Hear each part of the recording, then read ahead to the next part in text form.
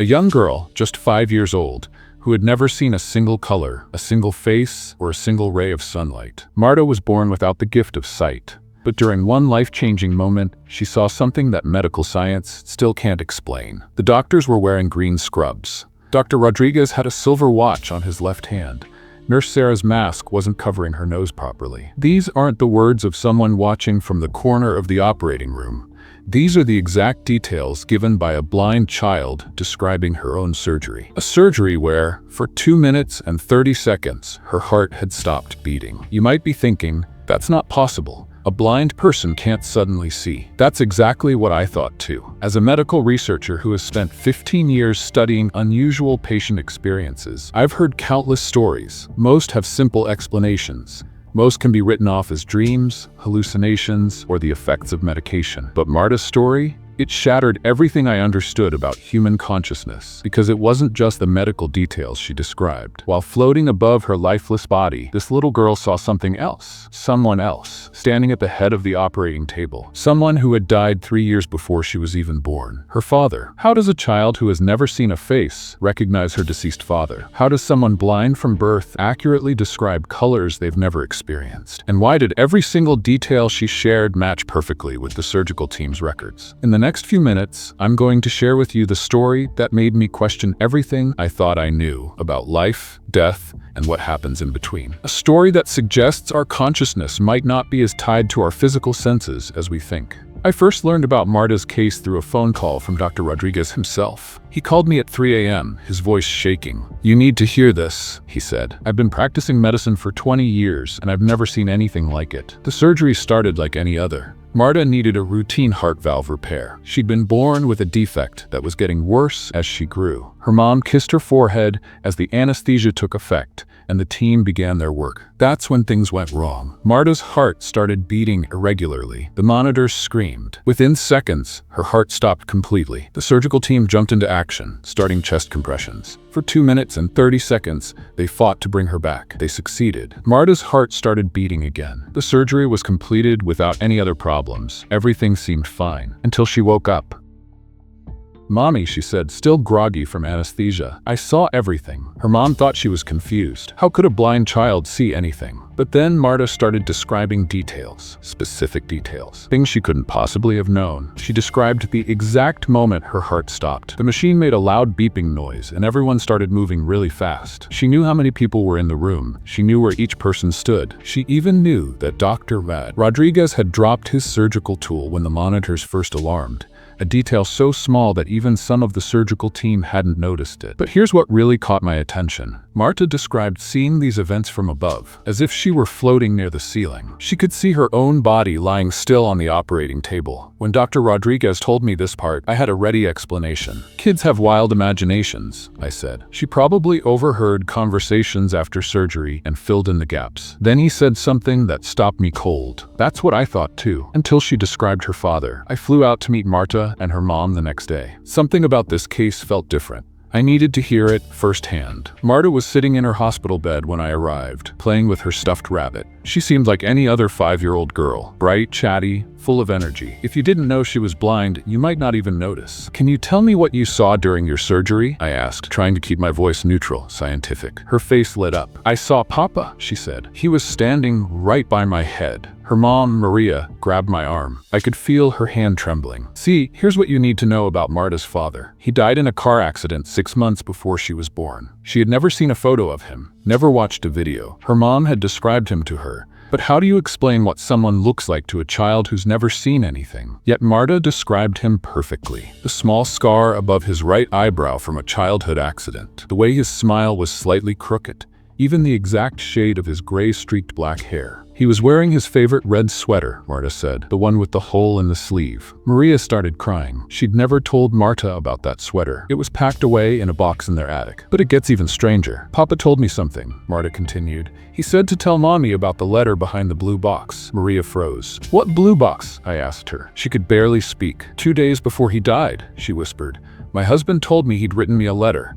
Said if anything ever happened to him, I should look behind the blue jewelry box he gave me on our wedding day." She wiped her eyes. "But after the accident, I couldn't bear to look. I put the box in storage and never checked. That evening, Maria found the box, and behind it, just as Marta had said, was a sealed envelope. Inside was a letter her husband had written 5 years ago, 3 years before Marta was born. I asked to see the hospital's security footage from the operating room. I wanted to verify the details Marta had described about the surgery. Every single thing matched. The drop tool, the nurse's crooked mask, even the exact time the monitors started alarming. But the cameras showed something else too, something that made my skin crawl. The security footage showed a strange shadow at the head of Marta's operating table, right where she said her father stood. The shadow appeared at the exact moment her heart stopped beating and disappeared when it started again. I know what you're thinking. It could have been anything. A trick of light, a glitch in the camera. That's exactly what I thought too. So I dug deeper. I spent weeks interviewing everyone who was in that operating room. Not one person could explain what happened.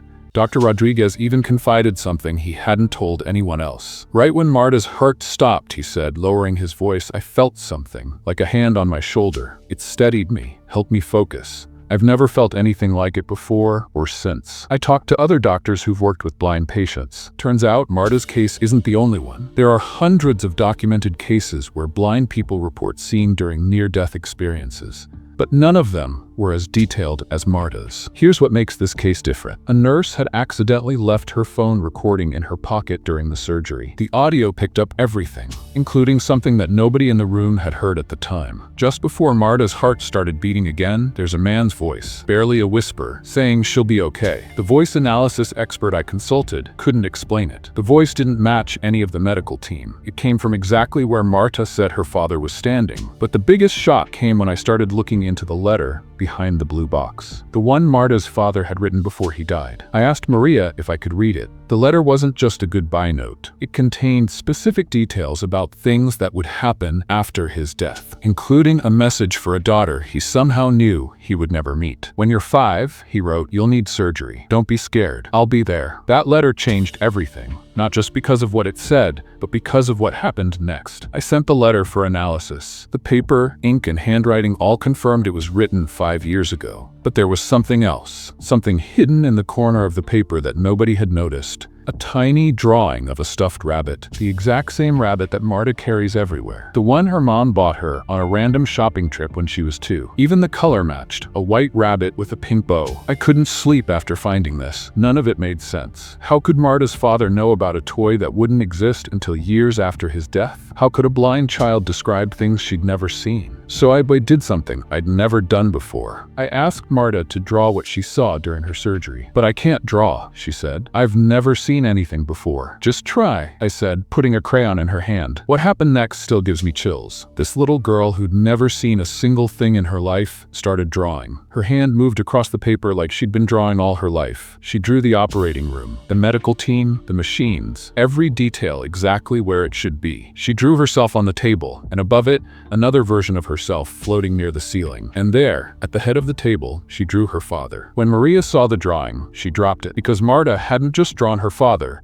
she'd drawn him exactly as he looked in their wedding photo. A photo stored away in a box Marta had never touched. But the drawing showed one more thing. In the corner of the operating room, Marta had drawn a clock. It showed 3:17. When I checked the surgery records, my mouth went dry. Marta's heart had stopped at exactly 3:15. It started beating again at 3:17 and 30 seconds, the exact moment her father's voice was caught on the nurse's phone. I stopped sleeping after that. I kept thinking about all the things I couldn't explain. 20 years of medical research and nothing made sense anymore. I started reaching out to other researchers, people who study near-death experiences, scientists who work with blind patients. I shared Marta's story, her drawings, the audio recording. Most of them had the same reaction I did at first. They tried to find other explanations. Maybe she'd gained some sight without anyone noticing. Maybe she'd overheard conversations. Maybe it was just a strange chain of coincidences. But then they saw the evidence. A neuroscience professor from Stanford tested Marta's eyes. The results showed she physically couldn't see. Not then, not now, not ever. Her optic nerves never developed, yet she kept drawing. More pictures of what she saw that day, each one more detailed than the last, each one matching exactly what the security cameras showed. I watched her draw one day. Her little hands moved with such confidence. "How do you know where to put everything?" I asked her. She smiled. "Papa showed me. He taught me what colors look like." "What do you mean?" I asked. "He said red feels like warm hugs, Blue feels like cold water. Yellow feels like sunshine on your face. She picked up another crayon. He showed me how to see with my heart instead of my eyes. That's when it hit me. We've been thinking about sight all wrong, about life and death all wrong. We're so focused on what we can prove in a lab that we miss what's right in front of us. Since Marta's case, I've looked at dozens of similar stories. Children who saw things they couldn't have seen. Blind people who could describe colors they'd never experienced.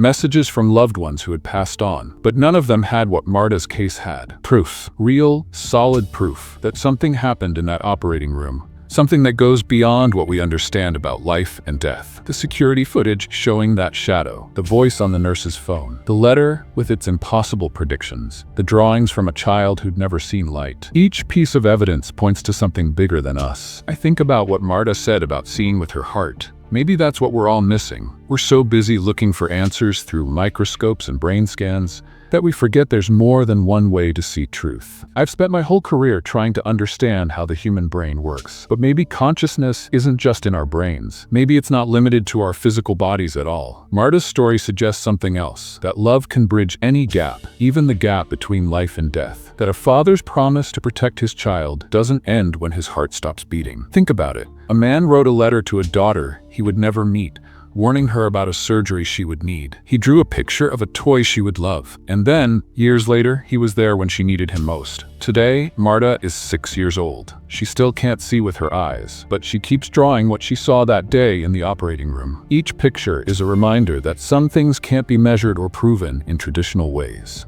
Last week, I visited her at home. She was sitting in her backyard, face turned up to the sun. "Do you still think about what happened?" I asked her. "Every day," she said. "Papa told me one more thing in the operating room. He said, just because you can't see something doesn't mean it's not there. Like love, like him." She was right. We can't see love, but we know it's real. We can't see the bonds between people, but we feel them. Maybe death isn't the end of these bonds, just a different way of experiencing them. I don't call myself a skeptic anymore. Not after what I've seen. Not after watching a blind child draw perfect pictures of a father she never met. Sometimes the most powerful truths come to us in ways we never expect. Through the eyes of a child who can't see. Through a message from beyond. Through a father's love that was strong enough to reach through the barrier between life and death. I started this investigation looking for facts. What I found instead was something much more valuable. Proof that some bonds never break, and some kinds of love never die. If you're out there questioning whether there's more to life than what we can see and touch, remember Marta's story. Remember that sometimes the heart can see what the eyes can't. Thank you for joining me on this journey of discovery. If this story touched you, like it touched me, make sure to like and subscribe. We'll talk again soon.